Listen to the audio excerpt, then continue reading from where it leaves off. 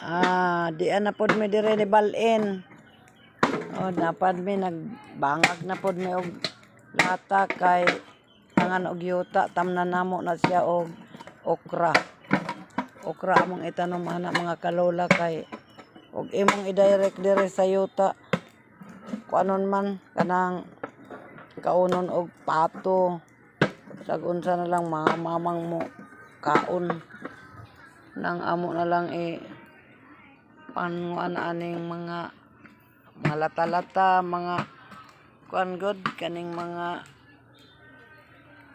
tamnanan nga mga daot na.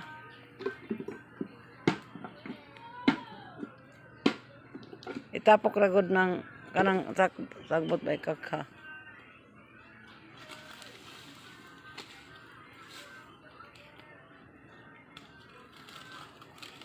Kalula mga trabaho mga Pinoy.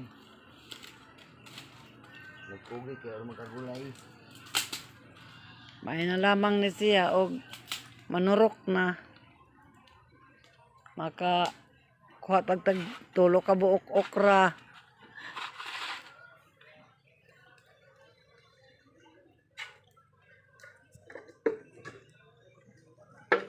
Kay katong una namong mga tinanom na mga patay sa ting-uwan.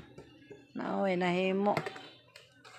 Nakagulay ramig kadali sa kuan. Pitsay patay diretso. Matulong mangguto sila sa ting-uwan. Asya nga. Ang kani in taon wanay bunga na isa ka buok. Patay na tanan siya sa uwan.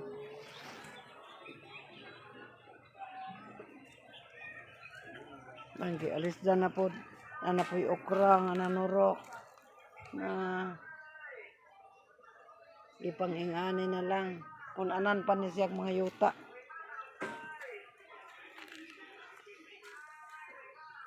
May dagan itanumay. Na po'y kamatis.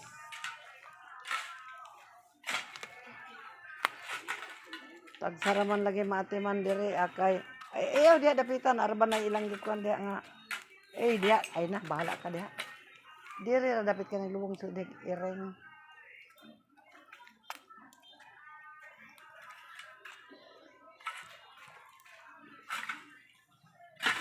ayaw po di apil ng mga kuan bato-bato sa bana mga silupin kakaapod na ang imong mga